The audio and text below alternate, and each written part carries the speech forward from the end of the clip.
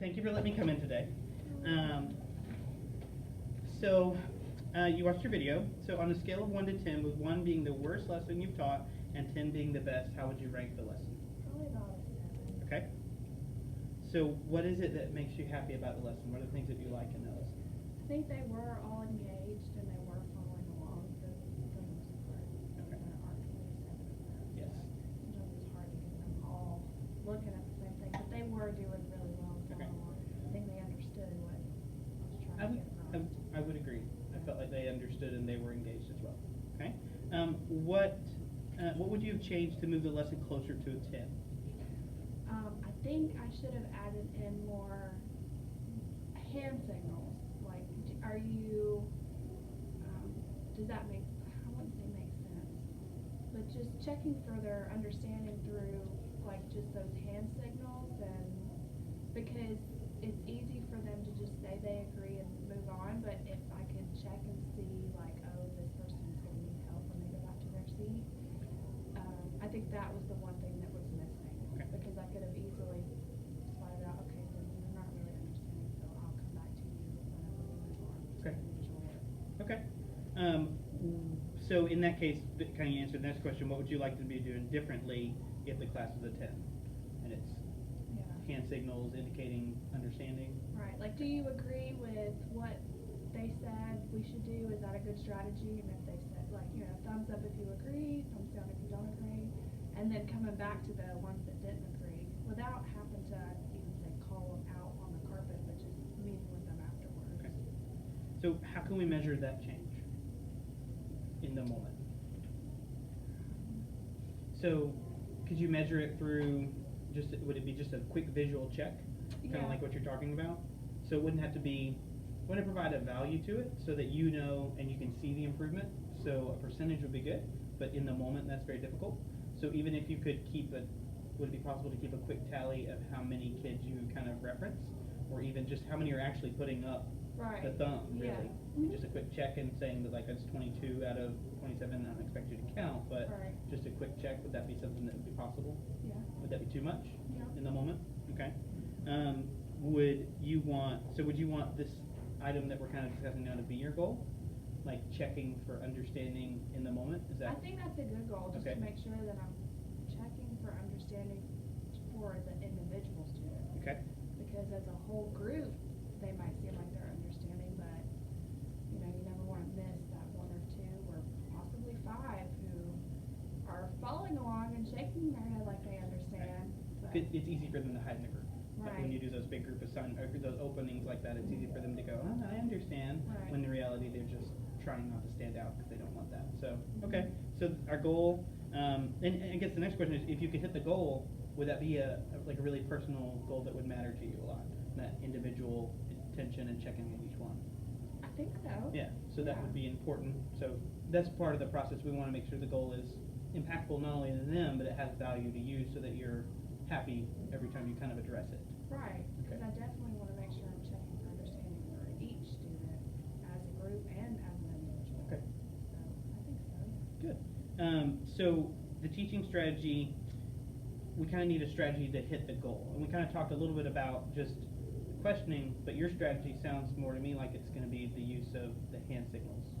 Or is there something else that you do there? I mean, do you know of any other way that you could check, like, just for individual understanding in that type of group setting? I think the silent hand signals are a good method because you got the, thumbs up? Thumbs up if you agree, and it's not, in that phrasing, you're not saying if you understand. Right. You're saying, like, if you agree, Okay. and if they disagree with what strategy or how they're coming to, or how, even the answer, you Okay. disagree with the answer. So you got a different answer, so obviously you did it wrong. But Okay. I'm not gonna say you did it wrong, we're gonna look at it and Okay. figure out what you did. So it's almost like a questioning effectively, kind of, Mhm. because we have these little guidelines that we could use. So it's almost a blend of questioning effectively and then like spot checking. So I'd say that the strategy would be, it would be the hand signals, the usage of hand signals, and then it would be kind of what you were just talking about there, them showing what they understand with, what did you say, say that again? The thing you said just a minute ago about repeating their hand signals, so I don't mess this up.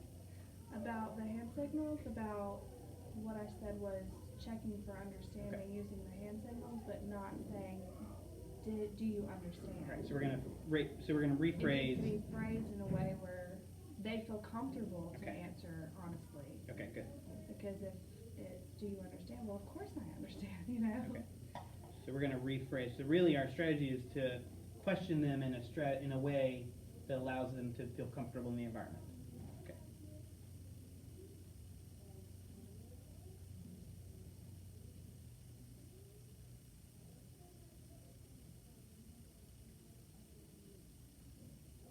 Okay. And from there, what would be your next steps to kind of implement it in your space?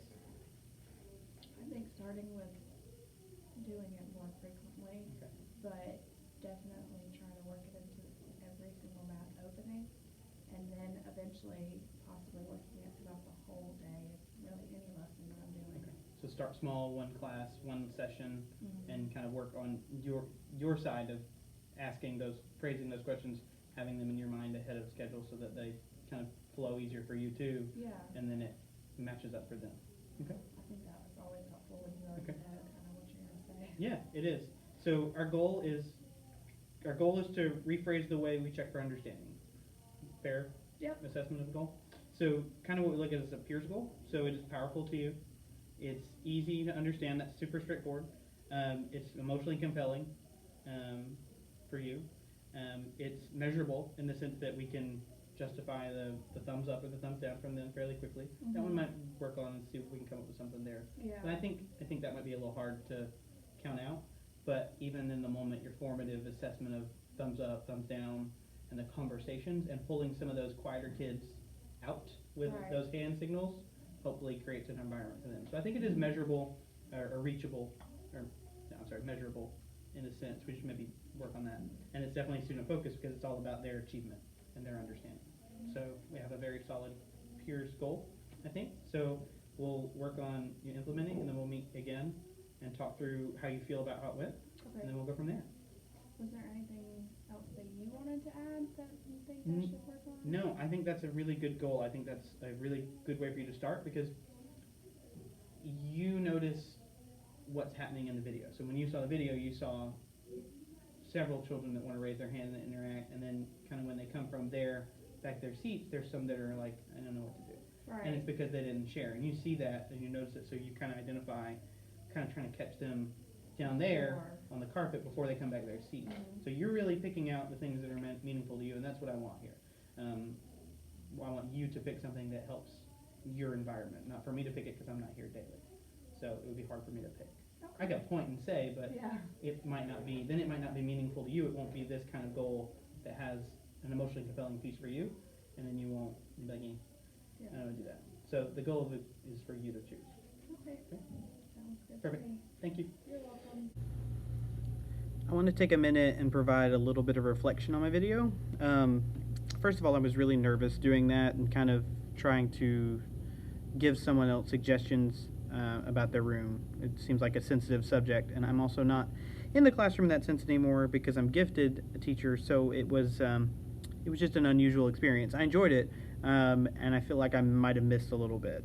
So in the video when we talked about the goal, we didn't set a percentage together. We set a goal.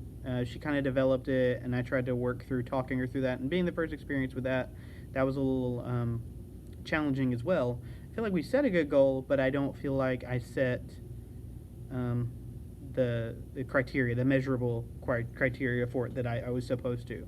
So I'm going to follow up with her. I may or may not film that, but I'm going to follow up and talk to her about numbers and percentages, because with the goal we set, I personally struggled a little bit to come up with a quick way to help her measure that in the moment. So I want to work on that. I know some of the things that we've read said 85, 90% engagement and things like that, and we're kind of looking at engagement for her as much as we are the understanding. To me, it feels like it's tied together. I didn't say that in the video. I didn't want to push her one way or another, and towards the end of the video you can see her ask for that. She wanted a specific thing from me, a specific guidance piece, and I kind of really tried to shy away from that without shutting down the conversation at the same time.